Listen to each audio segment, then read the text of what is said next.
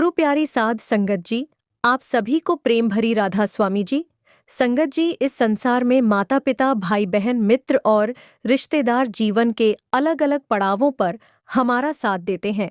लेकिन एक रिश्ता ऐसा होता है जो केवल इस जन्म तक सीमित नहीं रहता। वह रिश्ता आत्मा और सद्गुरु का रिश्ता होता है। ये ऐसा संबंध है जो जन्मों जन्मों तक आत्मा का हाथ थामे रखता है। जब संसार साथ छोड़ देता है, तब भी सद्गुरु अपनी दया की छाया नहीं हटाते। जब मनुष्य अपनी बुद्धि से हार जाता है, तब सद्गुरु अपनी कृपा से नया रास्ता दिखा देते हैं। कई बार हमें लगता है कि हमारी प्रार्थनाएं सुनी नहीं जा रहीं, हमारी मेहनत का कोई फल नहीं मिल रहा और शायद मालिक हमसे दूर हो गए हैं। लेकिन सच्चाई यह है कि सद्गुरु कभी भी अपने प्रेमी से दूर नहीं होते। वे केवल सही समय की प्रतीक्षा करते हैं, क्योंकि वे जानते हैं कि कौन सी परिस्थिति हमारी आत्मा के लिए आवश्यक है और कौन सी नहीं। संगत जी, सद्गुरु की कृपा हमेशा चमत्कार के रूप में दिखाई दे, ऐसा जरूरी नहीं है।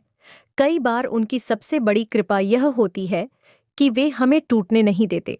जब पूरी दुनिया हमें असफल मानने लगती है, तब भी वे हमारे भीतर विश्वास की लौ जलाए रखते हैं। जब चारों ओर अंधेरा होता है, तब वही भीतर एक ऐसी रोशनी जगा देते हैं जिसे संसार की कोई आंधी बुझा नहीं सकती। इसीलिए जो आत्मा हर परिस्थिति में नाम का सहारा नहीं छोड़ती, एक दिन वह अवश्य अनुभव करती है कि सद्गुरु हर पल उसके साथ थे। संगत जी, आज की सच्ची साखी भी एक ऐसी ही बहन की है जिसने अपने जीवन में इतना दुख देखा कि उसे लगा अब उसके लिए कोई रास्ता नहीं बचा। लेकिन जब उसने अपने जीवन की डोर पूरी तरह सद्गुरु के हाथों में सौंप दी, तब उसकी जिंदगी में ऐसी घटनाएं घटनी शुरू हुईं जिन्हें वह आज भी सद्गुरु की सीधी कृपा मानती है। यह केवल एक परिवार की कहानी नहीं है, बल्कि विश्वास, सिमरन और सद्गुरु की दया का जीवंत अनुभव है। इसीलिए इस साखी को अंत तक अवश्य सुनिए, क्योंकि हो सकता है कि इसमें कही गई कोई एक बात आपके जीवन के किसी बड़े प्रश्न का उत्तर बन जाए। संगत जी, साखी शुरू करने से पहले आप सभी से एक छोटी सी विनती है। यदि आपको हमारे चैनल पर ऐसी सच्ची और प्रेरणादायक साखियां सुनना अच्छा लगता है, तो कृपया इस वीडियो को अभी लाइक कर दीजिए। अगर आपने अभी तक हमारे चैनल को सब्सक्राइब नहीं किया है, तो अभी कर लीजिए और साथ में बेल आइकन दबाकर ऑल पर भी क्लिक कर दीजिए, ताकि हमारी आने वाली कोई भी सच्ची साखी आपसे छूट न जाए। और कमेंट में एक बार प्रेम से राधा स्वामी जी अवश्य लिखिए। आपका एक एक कमेंट हमें नई साखियां आपके लिए लाने की प्रेरणा देता है। गुरु प्यारी साध संगत जी, मेरा नाम गुरप्रीत कौर है। आज मेरी उम्र 42 वर्ष है और मैं पंजाब के एक छोटे से गांव की रहने वाली हूँ। कई वर्षों तक मैंने इस अनुभव को अपने तक ही सीमित रखा, क्योंकि मुझे लगता था कि लोग शायद विश्वास नहीं करेंगे। लेकिन जब मैंने देखा कि आज भी बहुत से प्रेमी वही प्रश्न पूछते हैं जो कभी मेरे मन में उठते थे, तब मैंने निश्चय किया कि अब यह अनुभव संगत के साथ अवश्य बांटना चाहिए। आज मेरा परिवार सुखी है, घर में किसी चीज की कमी नहीं है, बच्चे अपने पैरों पर खड़े हैं और हर सुबह जब मैं भजन सिमरन के लिए बैठती हूँ, तो सबसे पहले सद्गुरु का धन्यवाद करती हूँ। लेकिन हमेशा ऐसा नहीं था। एक समय ऐसा भी था जब हमारे घर में 2 वक्त की रोटी का इंतजाम करना भी कठिन हो गया था। करीब 10 वर्ष पहले मेरे पति हरजीत सिंह लुधियाना की एक छोटी फैक्ट्री में काम करते थे। वे बहुत मेहनती इंसान थे। सुबह जल्दी घर से निकलते और देर रात लौटते। जो थोड़ी बहुत कमाई होती, उसी से हमारा घर चलता था। हमारे 2 छोटे बच्चे थे। बूढ़ी सास भी हमारे साथ रहती थीं। खर्चे बढ़ते जा रहे थे, लेकिन आमदनी वही थी। फिर भी हम संतुष्ट थे, क्योंकि हमें विश्वास था कि मेहनत करने वालों को मालिक कभी भूखा नहीं सुलाता। लेकिन शायद हमारी परीक्षा शुरू होने वाली थी। एक सुबह मेरे पति हमेशा की तरह काम पर गए। दोपहर के समय उनका फोन आया। उनकी आवाज कांप रही थी। उन्होंने केवल इतना कहा, गुरप्रीत, फैक्ट्री आज हमेशा के लिए बंद हो गई है। मालिक ने सबको निकाल दिया है। मेरे हाथ से फोन लगभग छूट गया। कुछ पल के लिए मुझे समझ ही नहीं आया कि क्या करूं। शाम को जब वे घर लौटे तो उनके चेहरे पर वह मुस्कान नहीं थी जिसे देखकर बच्चे रोज दौड़कर उनसे लिपट जाते थे। उस दिन वे चुपचाप आकर चारपाई पर बैठ गए।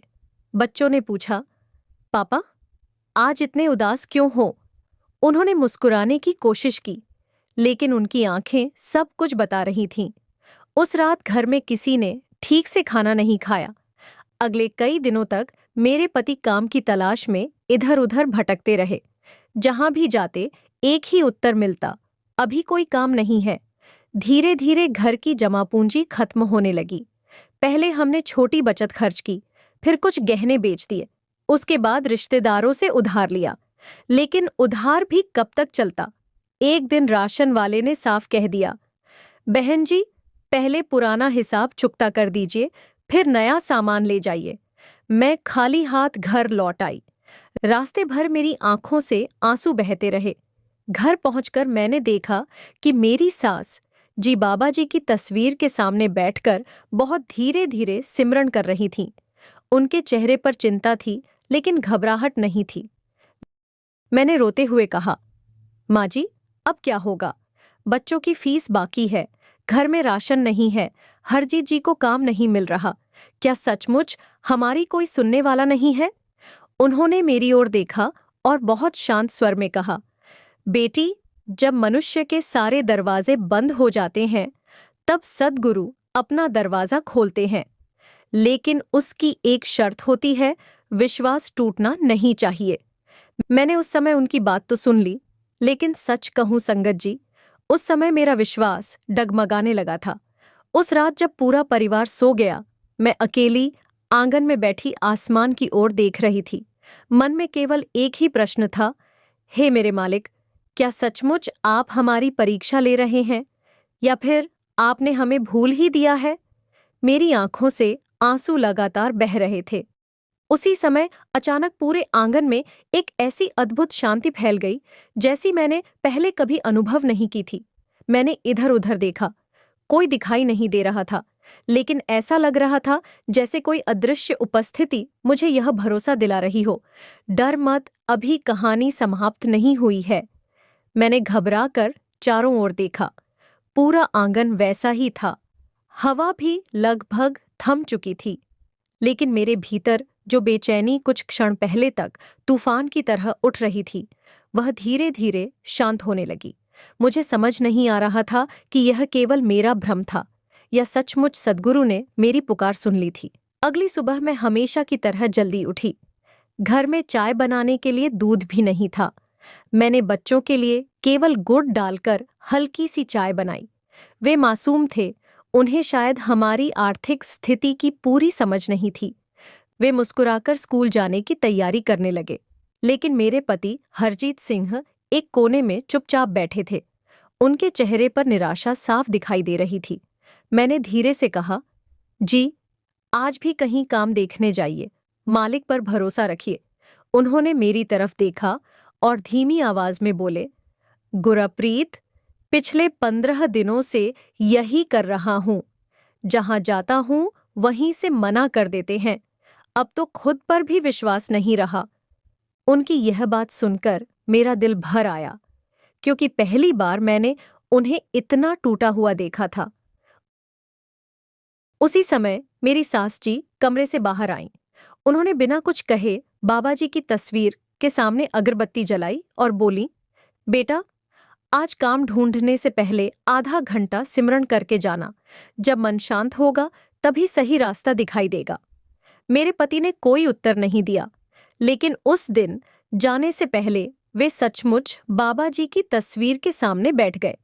संगत जी, मैंने पहली बार देखा कि वे नौकरी मांगने की नहीं, बल्कि हिम्मत मांगने की अरदास कर रहे थे।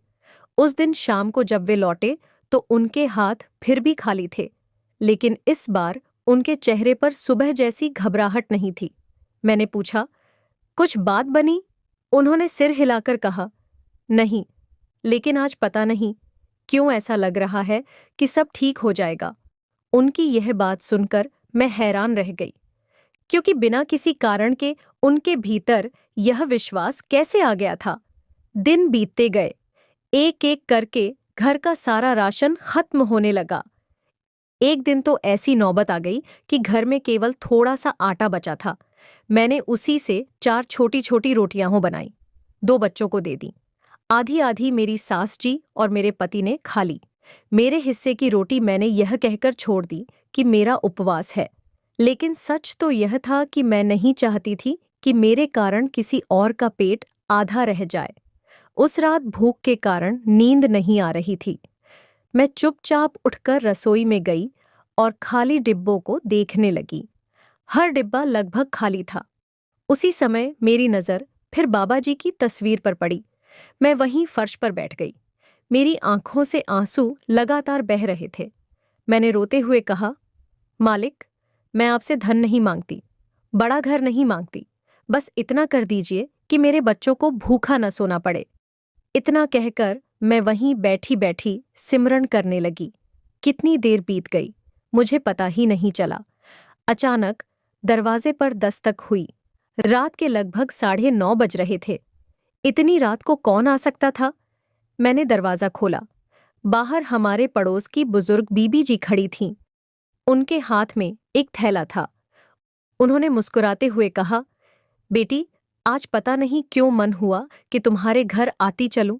सुबह गांव से मेरा बेटा आटा, दाल और कुछ सब्जियां देकर गया था। मैंने सोचा जितना हमें चाहिए उतना रख लिया है, बाकी तुम रख लो।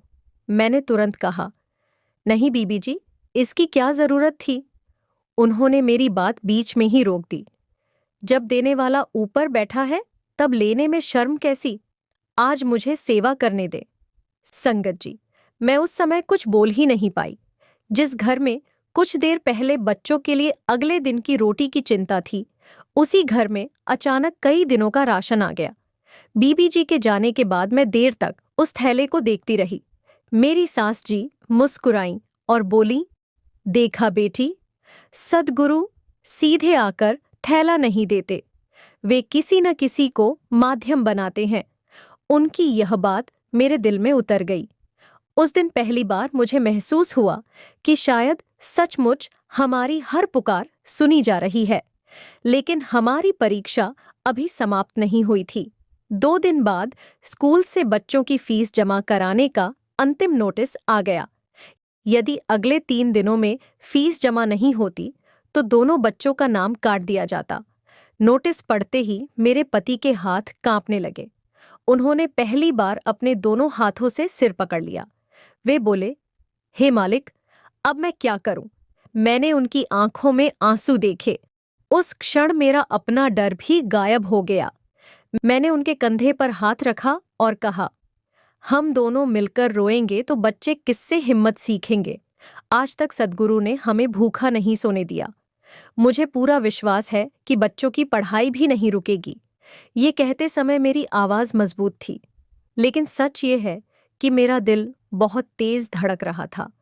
मुझे नहीं पता था कि अगले 3 दिनों में ऐसा क्या होने वाला है जो हमारे विश्वास की दिशा हमेशा के लिए बदल देगा। अगली सुबह मेरे पति फिर काम की तलाश में निकल गए। जाते समय उन्होंने हमेशा की तरह बाबा जी की तस्वीर के सामने माथा टेका, लेकिन इस बार उनकी प्रार्थना अलग थी।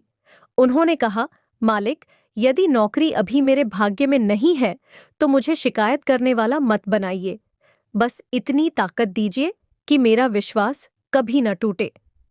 उनके जाने के बाद मैं घर के काम में लग गई। तभी मेरी सास जी ने मुझे आवाज दी, बेटी, जरा इधर आ। मैं उनके पास जाकर बैठ गई।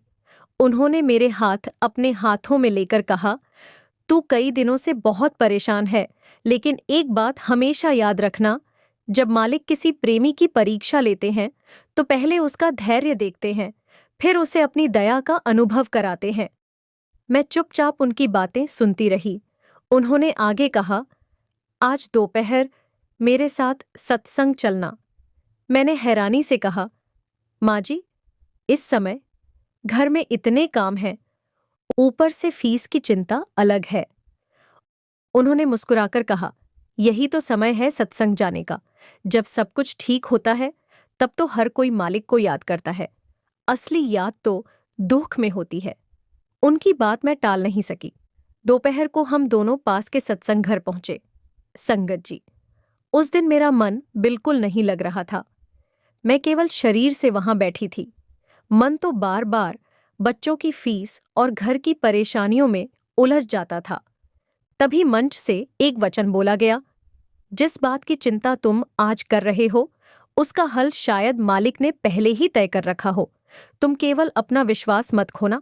संगत जी, जैसे ही मैंने यह वचन सुना मुझे ऐसा लगा मानो यह बात सीधे मेरे लिए ही कही गई हो। मैंने पहली बार पूरे ध्यान से सत्संग सुना। घर लौटते समय मेरे मन का बोझ कुछ हल्का हो चुका था। उसी शाम लगभग 5 बजे हमारे घर एक अनजान व्यक्ति आया। उसने दरवाजे पर खड़े होकर पूछा, क्या हरजीत सिंह जी यहीं रहते हैं? मैं घबरा गई। मेरे मन में न जाने कितने विचार आने लगे। मैंने कहा, जी, लेकिन वे अभी घर पर नहीं हैं।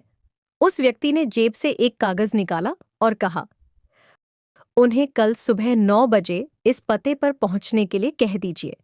एक फैक्ट्री में अनुभवी लोगों की जरूरत है। किसी ने उनका नाम सुझाया है। मैंने जल्दी से पूछा, लेकिन किसने भेजा है आपको? वह मुस्कुराया और बोला, मुझे भी पूरी जानकारी नहीं है। मुझे सिर्फ नाम और पता देकर यह चिट्ठी पहुंचाने के लिए कहा गया था। इतना कहकर वह चला गया। मैं देर तक उसे जाते हुए देखती रही। रात को जब हरजीत जी घर आए और मैंने उन्हें वह कागज दिया तो वे भी हैरान रह गए। उन्होंने कई बार पढ़ा, फिर बोले, मैंने तो कहीं आवेदन भी नहीं किया, फिर मेरा नाम किसने दिया होगा? हम तीनों एक दूसरे का चेहरा देखने लगे। किसी के पास इस प्रश्न का उत्तर नहीं था। अगले दिन सुबह वे बहुत जल्दी तैयार होकर निकल गए। मैं पूरे समय मन ही मन सिमरन करती रही। घड़ी की हर टिक टिक मुझे बेचैन कर रही थी। दोपहर बीत गई, शाम होने लगी, लेकिन उनका कोई फोन नहीं आया। आखिरकार सूर्य ढलने के बाद दरवाजा खुला। मैं भागकर बाहर आई। उनके चेहरे पर थकान तो थी, लेकिन कई दिनों बाद मैंने उनकी आंखों में उम्मीद की एक हल्की सी चमक देखी। उन्होंने अंदर आते ही कहा, आज इंटरव्यू बहुत अच्छा हुआ है। मालिक ने कहा है कि 2-3 दिन में जवाब देंगे। इतना सुनकर हमने राहत की सांस ली। हालांकि नौकरी अभी मिली नहीं थी, लेकिन कई दिनों बाद ऐसा लगा कि अंधेरे में कहीं दूर एक छोटी सी रोशनी दिखाई दी है। उसी रात मैंने पहली बार पूरी श्रद्धा से बाबा जी की तस्वीर के सामने बैठकर कहा, मालिक, अब मैं समझने लगी हूं कि आपकी कृपा हमेशा हमारी इच्छा के अनुसार नहीं चलती, लेकिन सही समय पर जरूर चलती है।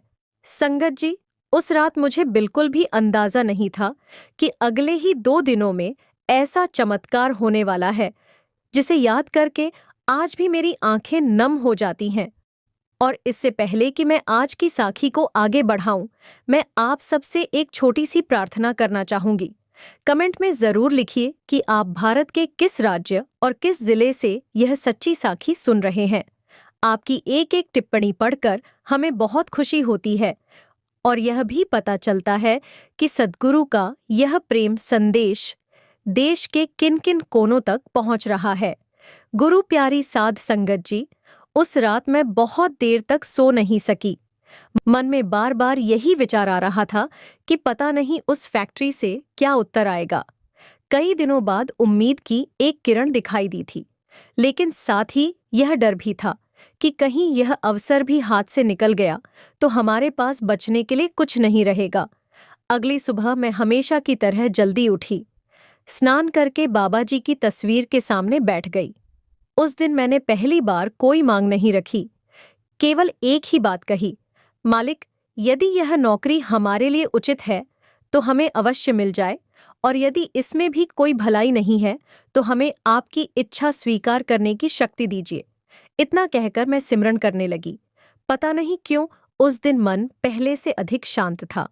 संगत जी, अब मुझे धीरे धीरे समझ आने लगा था कि सिमरन केवल इच्छाएं पूरी करवाने का माध्यम नहीं है, बल्कि टूटे हुए मन को संभालने का सबसे बड़ा सहारा है।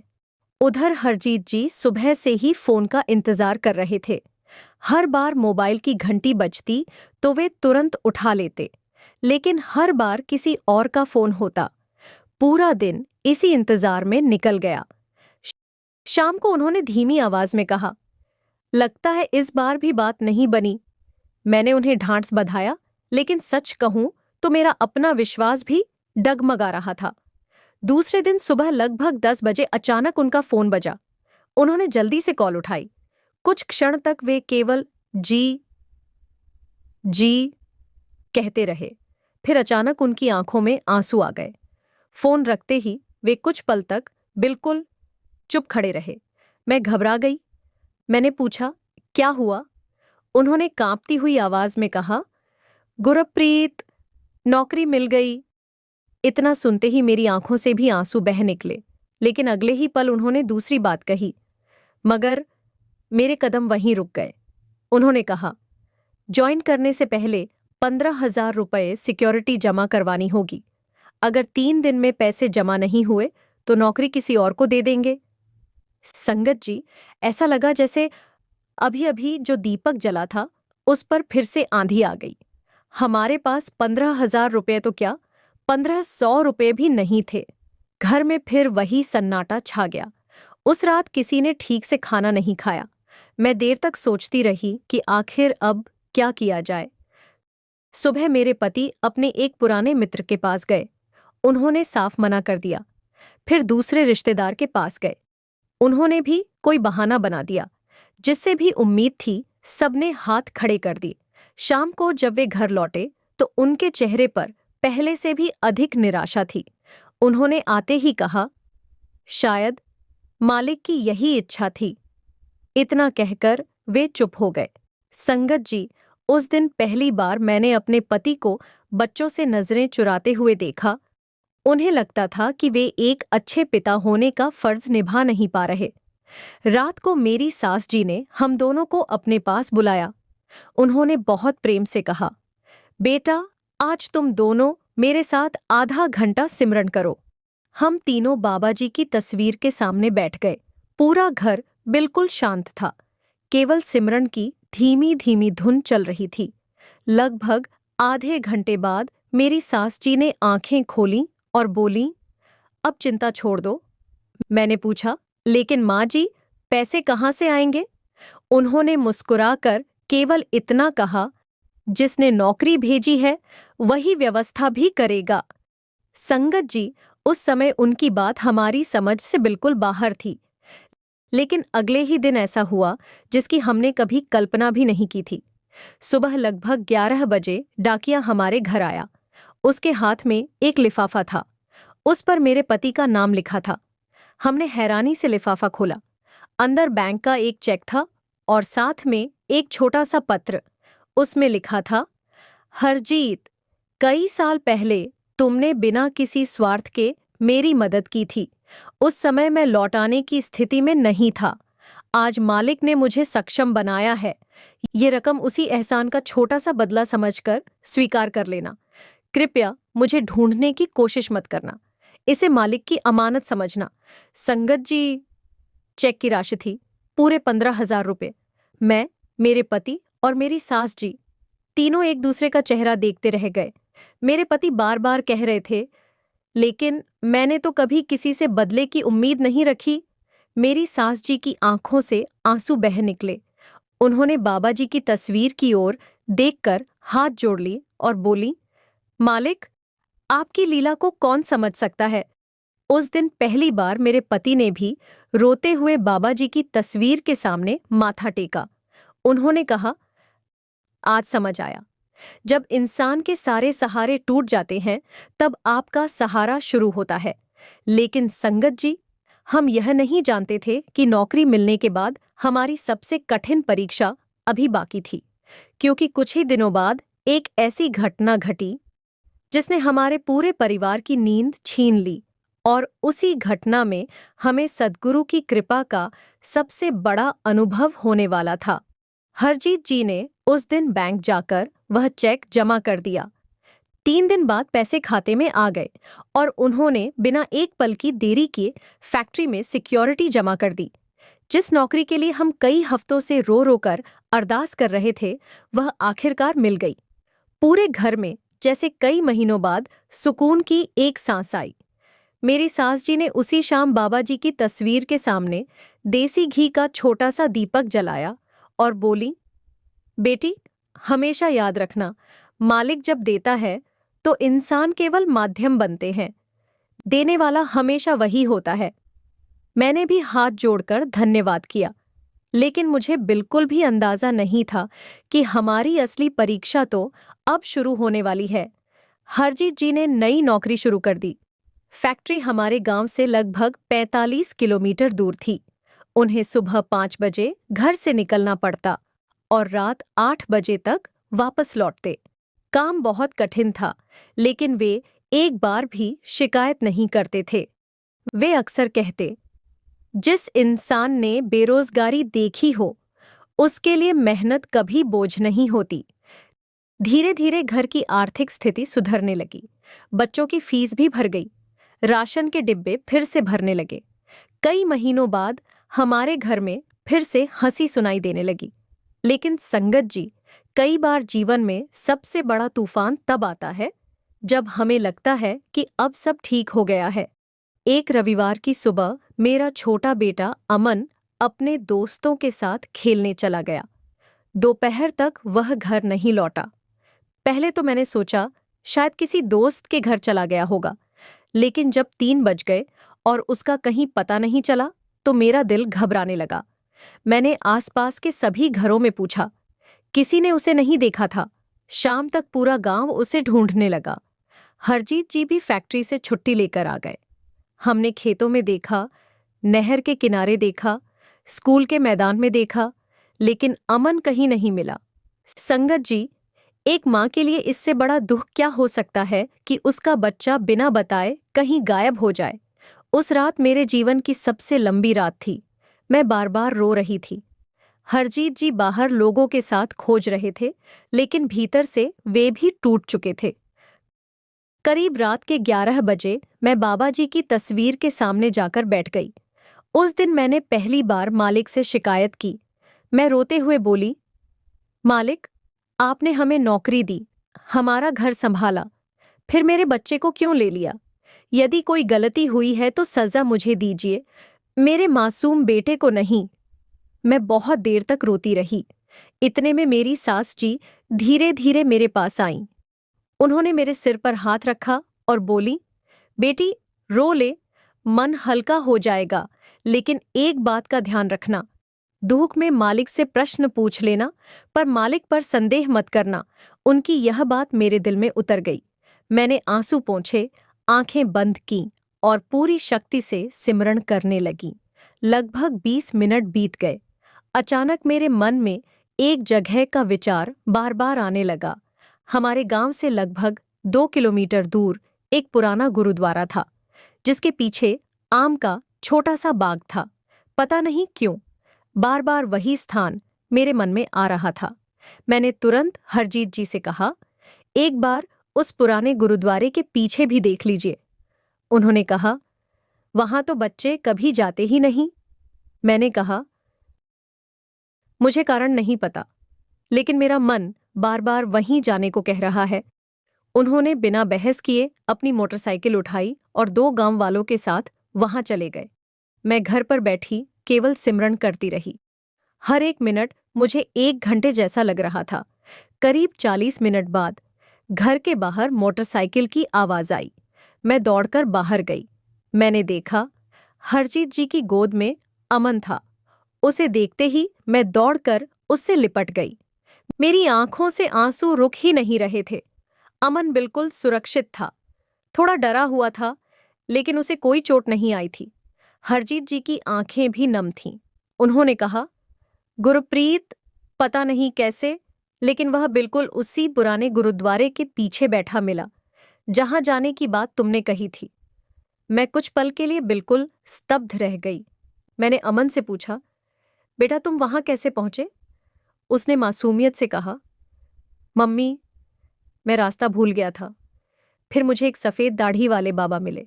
उन्होंने मेरा हाथ पकड़कर कहा, यहीं बैठो, तुम्हारे पापा अभी आ रहे हैं। मैं और हरजीत जी एक दूसरे का चेहरा देखने लगे। हरजीत जी ने पूछा, बेटा वो बाबा कहाँ गए? अमन ने चारों तरफ देखा और बोला, मुझे नहीं पता, अभी तो यहीं थे संगत जी। हरजीत जी तुरंत पूरे बाग में घूमे, पास के गुरुद्वारे में भी पूछताछ की, लेकिन वहां किसी ने भी किसी सफेद दाढ़ी वाले बुजुर्ग को नहीं देखा था। उस रात हमारे घर में कोई कुछ नहीं बोल रहा था। हम तीनों केवल बाबा जी की तस्वीर के सामने बैठे थे। आंखों से आंसू बह रहे थे, लेकिन इस बार ये आंसू दुहक के नहीं, कृतज्ञता के थे। मेरी सास जी ने कांपती हुई आवाज में कहा, बेटी याद रखना, सद्गुरु हर बार दिखाई देकर सहायता नहीं करते। कई बार वे किसी ऐसे रूप में आते हैं जिसे पहचानना हमारे बस की बात नहीं होती। संगत जी, उस घटना के बाद मेरे मन का एक बहुत बड़ा डर हमेशा के लिए समाप्त हो गया। अब मुझे विश्वास हो गया था कि चाहे परिस्थितियां कैसी भी हों, यदि सद्गुरु का हाथ सिर पर हो तो कोई भी आत्मा कभी अकेली नहीं होती। और संगत जी, यदि आपने अभी तक इस सच्ची साखी को लाइक नहीं किया है तो कृपया अभी एक लाइक अवश्य कर दीजिए। यदि अभी तक हमारे चैनल को सब्सक्राइब नहीं किया है तो अभी सब्सक्राइब करके बेल आइकन दबाइए और ऑल पर क्लिक कर दीजिए, ताकि ऐसी सच्ची और प्रेरणादायक साखियां आप तक सबसे पहले पहुंचती रहें। लेकिन हमें अभी यह नहीं पता था कि जिस कृपा को हम अपनी सबसे बड़ी खुशी समझ रहे थे, उसी के कुछ दिनों बाद हमारे घर में ऐसी घटना होने वाली थी जो हमारी पूरी जिंदगी की दिशा बदल देगी। हरजीत जी के नौकरी पर जाने के बाद हमारा जीवन धीरे धीरे सामान्य होने लगा। कई महीनों बाद घर में फिर से सुकून लौटता दिखाई दे रहा था। बच्चों के चेहरे पर मुस्कान थी। मेरी सास जी पहले की तरह सुबह शाम सिमरन में बैठती थीं और मैं भी अब हर काम की शुरुआत बाबा जी को प्रणाम करके ही करती थी। लेकिन संगत जी, जीवन में कभी कभी सबसे बड़ी परीक्षा उस समय आती है जब इंसान यह सोच लेता है कि अब सब ठीक हो गया है। एक दिन फैक्ट्री से लौटते समय हरजीत जी का चेहरा बहुत उतरा हुआ था। मैंने पूछा, क्या बात है, तबीयत ठीक नहीं है क्या?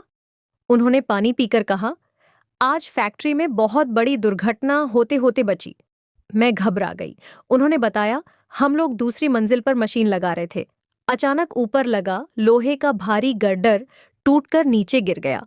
जहां मैं 5 सेकंड पहले खड़ा था, वही जगह पूरी तरह दब गई। अगर मैं वहीं खड़ा रहता तो शायद आज घर वापस नहीं आ पाता। मेरे हाथ कांपने लगे। मैंने तुरंत बाबा जी की तस्वीर की ओर देखा। हरजीत जी आगे बोले, गुरप्रीत, मुझे आज भी समझ नहीं आया कि मैं अचानक वहां से क्यों हट गया। किसी ने पीछे से मेरा नाम लेकर आवाज दी थी। मैं पलटा और बस 2 कदम ही चला था कि गर्डर गिर पड़ा। मैंने पूछा, किसने आवाज दी थी? उन्होंने गहरी सांस लेकर कहा, यही तो समझ नहीं आ रहा। जब मैंने पीछे देखा, वहां कोई था ही नहीं। संगत जी, उस रात हम तीनों बहुत देर तक चुप बैठे रहे। मेरी सास जी ने केवल इतना कहा, जिसे मालिक बचाना चाहे उसे मौत भी छूकर निकल जाती है। उनकी यह बात सुनकर मेरे रोंगटे खड़े हो गए। लेकिन यह घटना यहीं समाप्त नहीं हुई। अगले दिन फैक्ट्री के सुपरवाइजर ने हरजीत जी को अपने ऑफिस में बुलाया। उन्होंने कहा, हरजीत, कल की घटना के बाद हमने सभी कर्मचारियों से बात की। सबका कहना है कि उस समय तुम्हारे आसपास कोई नहीं था। फिर तुम्हें आवाज किसने दी? हरजीत जी चुप रहे, क्योंकि उनके पास भी कोई उत्तर नहीं था। सुपरवाइजर ने आगे कहा, सच कहूं, अगर तुम 2 सेकंड भी देर करते तो आज जिंदा नहीं होते। उस दिन जब हरजीत जी घर लौटे तो उनके चेहरे पर डर नहीं था, बल्कि गहरा विश्वास था। उन्होंने पहली बार कहा, गुरप्रीत, अब मुझे यकीन हो गया है कि हम अकेले काम पर नहीं जाते। कोई है जो हर पल हमारे साथ चलता है। उनकी यह बात सुनकर मेरी आंखें भर आईं। संगत जी, उस घटना के बाद हमारे पूरे परिवार का जीवन बदलने लगा। पहले हम केवल परेशानी आने पर सिमरन करते थे। अब सुख में भी उतनी ही श्रद्धा से सिमरन होने लगा। पहले हम केवल मांगते थे, अब धन्यवाद देना भी सीख गए थे। धीरे धीरे घर का वातावरण बदलने लगा। जहां पहले छोटी छोटी बातों पर बहस हो जाती थी, अब वहां शांति रहने लगी। हरजीत जी पहले बहुत जल्दी गुस्सा हो जाते थे, लेकिन अब यदि कोई उन्हें कुछ गलत भी कह देता तो वे मुस्कुराकर चुप हो जाते। एक दिन मैंने उनसे पूछा, आप पहले जैसे नहीं रहे, इतना परिवर्तन कैसे आ गया? उन्होंने मुस्कुराकर कहा, जब इंसान को यह विश्वास हो जाए कि उसका मालिक हर पल उसके साथ है, तब उसे किसी से लड़ने की जरूरत ही नहीं पड़ती। उनकी यह बात मेरे मन में गहराई तक उतर गई। कुछ ही दिनों बाद एक और ऐसी घटना हुई जिसने मेरे विश्वास को और मजबूत कर दिया।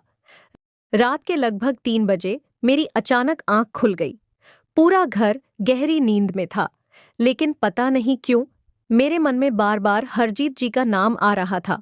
उस दिन उनकी फैक्ट्री में नाइट शिफ्ट थी। मैं बिना किसी कारण बेचैन होने लगी। मैंने बिस्तर पर बैठे बैठे सिमरन शुरू कर दिया।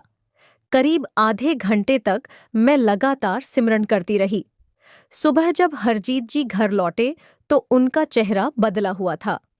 उन्होंने आते ही कहा, गुरप्रीत, आज रात एक बहुत अजीब बात हुई। मैंने पूछा, क्या हुआ? उन्होंने बताया, करीब 3 बजे अचानक मशीन में तेज आवाज आई। पता नहीं क्यों मेरा मन हुआ कि मैं तुरंत पीछे हट जाऊं। जैसे ही मैं हटा, मशीन का एक बड़ा हिस्सा टूटकर वहीं गिर पड़ा जहां मैं काम कर रहा था। मैं कुछ पल तक उन्हें देखती रही, फिर धीरे से पूछा, उस समय कितने बजे थे? उन्होंने कहा, लगभग 3 बजे। संगत जी, मेरे पूरे शरीर में सिहरन दौड़ गई, क्योंकि ठीक उसी समय मैं घर पर बैठकर उनके लिए सिमरन कर रही थी। मेरी आंखों से आंसू बहने लगे। मैं समझ गई, जब एक प्रेमी सच्चे मन से मालिक को पुकारता है तो उसकी पुकार व्यर्थ नहीं जाती। लेकिन उस दिन के बाद जो सत्य हमारे सामने आया, उसने हमारे पूरे परिवार को भीतर तक बदल दिया। हमें पहली बार समझ आया कि सद्गुरु केवल संकट से बचाते ही नहीं, वे धीरे धीरे अपने प्रेमी का स्वभाव भी बदल देते हैं। और यही परिवर्तन हमारी पूरी जिंदगी का सबसे बड़ा चमत्कार बनने वाला था। हरजीत जी की दूसरी बार हुई उस दुर्घटना के बाद हमारे घर का माहौल पूरी तरह बदलने लगा। पहले हम सद्गुरु से केवल अपनी परेशानियां दूर करने की प्रार्थना करते थे, लेकिन अब हमारी अरदास बदल चुकी थी। अब हम कहते थे, मालिक, सुख देना या दुख देना यह आपकी इच्छा है, बस इतना कर दीजिए कि आपका नाम कभी न छूटे। संगत जी, मैं पूरे विश्वास के साथ कह सकती हूँ कि जब इंसान की प्रार्थना बदल जाती है, तभी उसकी जिंदगी भी बदलनी शुरू हो जाती है। पहले मैं हर छोटी सी बात पर घबरा जाती थी। बच्चों को थोड़ी सी देर हो जाती तो मन बेचैन हो जाता। हरजीत जी 5-10 मिनट देर से घर आते तो न जाने कितने नकारात्मक विचार मन में आने लगते। लेकिन अब जाने क्यों मन में एक अजीब सी स्थिरता रहने लगी थी। एक शाम हरजीत जी घर लौटे तो उनके हाथ में मिठाई का छोटा सा डिब्बा था। बच्चे खुशी से उछल पड़े। मैंने मुस्कुराकर पूछा, आज क्या बात है? उन्होंने कहा, आज फैक्ट्री के मालिक ने मुझे सुपरवाइजर बना दिया है। मैंने आश्चर्य से कहा, इतनी जल्दी? वे बोले, उन्होंने कहा कि मेहनत करने वाले लोग बहुत मिल जाते हैं, लेकिन ईमानदार और शांत स्वभाव वाले लोग बहुत कम मिलते हैं। संगत जी, उनकी यह बात सुनकर मुझे वही दिन याद आ गया जब यही हरजीत छोटी छोटी बात पर गुस्सा कर बैठते थे। आज वही इंसान अपनी शांति के कारण सम्मान पा रहा था। उस रात मैंने बाबा जी की तस्वीर के सामने बैठकर केवल एक ही बात कही, मालिक, आपने पहले हमारी परिस्थितियां नहीं बदली, आपने पहले हमें बदल दिया। तभी मेरी सास जी मुस्कुराकर बोली, बेटी, यही तो सद्गुरु की सबसे बड़ी कृपा होती है। संसार समझता है कि चमत्कार बाहर होता है, लेकिन असली चमत्कार तो इंसान के भीतर होता है। उनकी यह बात सुनकर मैं बहुत देर तक सोचती रही। सचमुच यदि हरजीत जी पहले जैसे ही क्रोधी रहते, यदि मैं पहले जैसी ही शिकायत करती रहती, यदि हर छोटी परेशानी में हमारा विश्वास टूट जाता, तो शायद नौकरी मिल जाने के बाद भी हमारे घर में सुख नहीं आता। उस दिन मुझे पहली बार समझ आया कि सुख पैसे से नहीं, मन की शांति से आता है। समय बीतता गया। एक दिन सत्संग में एक महापुरुष ने बहुत सुंदर बात कही। उन्होंने कहा, जब मालिक तुम्हारी प्रार्थना तुरंत स्वीकार नहीं करते, तब समझ लेना कि वे तुम्हें उससे भी बड़ी चीज देने की तैयारी कर रहे हैं। संगत जी, यह वचन मेरे हृदय में उतर गया, क्योंकि यदि हमें पहली ही कोशिश में नौकरी मिल जाती, तो शायद हमें सिमरन का वास्तविक सहारा कभी समझ ही नहीं आता। यदि हमारे घर में कठिनाइयां न आती, तो शायद हम सद्गुरु की कृपा को केवल शब्दों में ही जानते रहते। अब हम उसे जी रहे थे। कुछ दिनों बाद एक ऐसी घटना हुई जिसने मेरे मन से बची हुई आखिरी शिकायत भी समाप्त कर दी। हमारे गांव की एक महिला, जो पहले अक्सर हमारा मजाक उड़ाया करती थी, एक दिन रोती हुई हमारे घर आई। उसके पति का काम छूट गया था। घर की हालत वैसी ही हो गई थी जैसी कभी हमारी थी। वह मेरे सामने बैठकर रोने लगी और बोली, बहन, मुझे समझ नहीं आ रहा कि क्या करूं। संगत जी, कुछ वर्ष पहले यदि यही घटना होती, तो शायद मेरे मन में यह विचार आता कि जब हम दुख में थे तब इन्होंने हमारी परवाह नहीं की। लेकिन उस दिन मेरे मन में उसके लिए केवल दया थी। मैंने अपनी सास जी की ओर देखा। उन्होंने आंखों ही आंखों में मुझे इशारा किया। मैं तुरंत रसोई में गई। घर में जितना राशन अतिरिक्त था, वह सब एक बोरी में भर दिया। कुछ पैसे भी रख दिए। वह महिला बार बार मना करती रही, लेकिन मैंने उसका हाथ पकड़कर कहा, आज इसे मेरी मदद मत समझना। ये उस कृपा का छोटा सा हिस्सा है जो कभी किसी ने हमारे घर भेजी थी। यह सुनते ही वह फूट फूट कर रोने लगी। उसके जाने के बाद मेरी सास जी ने कहा, बेटी, आज सद्गुरु सबसे ज्यादा प्रसन्न हुए होंगे। मैंने पूछा, क्यों माँ जी? उन्होंने कहा, क्योंकि जिसने दुख देखकर भी दूसरों का दुख समझ लिया, उसकी साधना सही दिशा में चल पड़ी। संगत जी, उस रात जब मैं सिमरन के लिए बैठी, तो पहली बार मुझे लगा कि अब मैं केवल अपनी खुशियों के लिए नहीं, दूसरों के सुख के लिए भी अरदास कर सकती हूँ। मुझे ऐसा लगा जैसे मेरे हृदय का बोझ वर्षों बाद पूरी तरह उतर गया हो। अब समझ में आने लगा था कि सद्गुरु केवल हमारी रक्षा नहीं करते, वे धीरे धीरे हमारे भीतर प्रेम, दया, क्षमा और संतोष भी भर देते हैं, और शायद यही उनकी सबसे बड़ी कृपा होती है। लेकिन संगत जी, कुछ ही समय बाद मेरे साथ एक ऐसा अनुभव हुआ जिसने मेरी पूरी आत्मा को भीतर तक झकझोर दिया। उस अनुभव के बाद मेरे मन में सद्गुरु के प्रति जो विश्वास बना, वह आज तक कभी नहीं डगमगाया।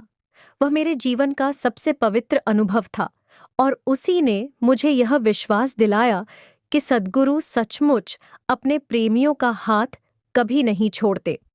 हरजीत जी की बात सुनने के बाद मैं कई दिनों तक उसी अनुभव के बारे में सोचती रही। सच कहूं संगत जी, उस दिन के बाद मेरे भीतर कुछ ऐसा बदल गया था जिसे शब्दों में पूरी तरह व्यक्त करना आसान नहीं है। पहले मैं हर परिस्थिति को अपने हिसाब से देखती थी, लेकिन अब हर घटना में मुझे सद्गुरु की कोई न कोई शिक्षा दिखाई देने लगी थी। समय अपनी गति से आगे बढ़ता गया। हरजीत जी अपनी नौकरी पूरी ईमानदारी से करते रहे। बच्चे पढ़ाई में मन लगाने लगे। मेरी सास जी की तबीयत भी पहले से बेहतर रहने लगी। हमारे घर में अब पहले जैसी भागदौड़ तो थी, लेकिन बेचैनी नहीं थी। समस्याएं आती थीं, लेकिन अब वे हमें पहले की तरह डरा नहीं पाती थीं। एक सुबह मैं रोज की तरह भजन सिमरन करके उठी ही थी कि मेरी सास जी ने मुझे अपने पास बुलाया। उन्होंने बहुत प्रेम से मेरा हाथ पकड़कर कहा, बेटी, आज मैं तुझसे एक बात कहना चाहती हूँ। मैं उनके पास बैठ गई। उन्होंने मुस्कुराते हुए कहा, याद है जब घर में राशन नहीं था, जब बच्चों की फीस भरने के पैसे नहीं थे, जब हरजीत बेरोजगार था, तब तू अक्सर रोकर पूछती थी कि मालिक हमारी सुनते क्यों नहीं। मेरी आंखें झुक गईं। उन्होंने आगे कहा, और आज देख, वही मालिक तुझे कहाँ से कहाँ ले आया। मेरी आंखों से आंसू बह निकले। मैंने कहा, माँ जी, अब समझ में आता है कि उस समय भी मालिक हमारे साथ थे, बस मैं पहचान नहीं पा रही थी। उन्होंने कहा, बेटी, कृपा कभी रुकती नहीं, केवल हमारी समझ देर से पहुंचती है। संगत जी, उनकी यह बात मेरे जीवन का सबसे बड़ा उत्तर बन गई। कुछ ही महीनों बाद मेरी सास जी का स्वास्थ्य अचानक बिगड़ने लगा। डॉक्टरों ने कहा कि उम्र अधिक हो चुकी है, अब उन्हें आराम की आवश्यकता है। एक रात उन्होंने हम सबको अपने पास बुलाया। मैं, हरजीत जी और दोनों बच्चे उनके पलंग के पास बैठ गए। उन्होंने एक एक करके हम सबके सिर पर हाथ रखा। फिर बाबा जी की तस्वीर की ओर देखकर बोली, मालिक, अब मेरे बच्चों का हाथ कभी मत छोड़ना। इसके बाद उन्होंने हमसे कहा, बेटा, जीवन में चाहे कितना भी सुख मिले, कभी यह मत सोचना कि यह तुम्हारी मेहनत का परिणाम है, और यदि दुख मिले तो कभी यह मत समझना कि मालिक ने साथ छोड़ दिया। याद रखना, जो तुम्हें मालिक से जोड़ दे वही सबसे बड़ी कृपा है। इतना कहकर उन्होंने आंखें बंद कर लीं। उनके चेहरे पर ऐसी शांति थी जैसी मैंने पहले कभी नहीं देखी थी। संगत जी, कुछ दिनों बाद वे इस संसार की यात्रा पूरी करके मालिक के चरणों में चली गईं। हम सब बहुत रोए, लेकिन पहली बार ऐसा हुआ कि आंसुओं के साथ साथ मन में एक अद्भुत शांति भी थी, क्योंकि उन्होंने हमें रोना नहीं, विश्वास करना सिखाया था। आज उस घटना को कई वर्ष बीत चुके हैं। हर सुबह जब मैं भजन सिमरन के लिए बैठती हूँ, तो सबसे पहले मुझे अपनी सास जी की वही बात याद आती है, कृपा कभी रुकती नहीं, केवल हमारी समझ देर से पहुंचती है।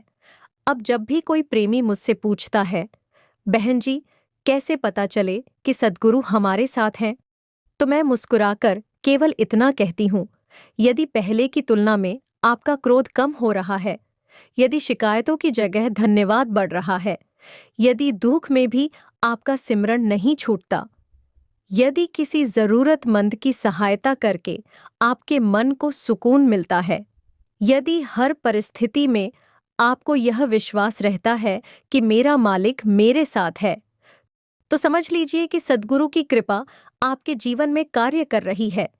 क्योंकि सद्गुरु की सबसे बड़ी पहचान चमत्कार नहीं, भीतर का परिवर्तन है। आज भी हमारे घर में बाबा जी की वही तस्वीर रखी है, जिसके सामने बैठकर हमने अनगिनत बार रोकर अरदास की थी।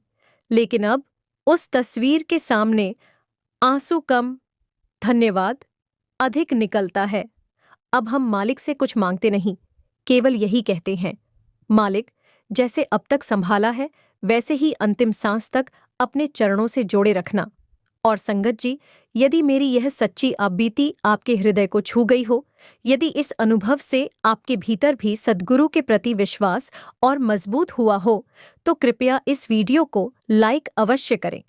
यदि आपने अभी तक हमारे चैनल को सब्सक्राइब नहीं किया है, तो अब भी कर लीजिए और बेल आइकन दबाकर ऑल पर क्लिक कर दीजिए, ताकि ऐसी सच्ची और प्रेरणादायक साखियां सबसे पहले आप तक पहुंचती रहें। और जाते जाते कमेंट में प्रेम से राधा स्वामी जी अवश्य लिखिए। यदि इस साखी से आपको कोई सीख मिली हो, तो वह भी कमेंट में जरूर साझा करें।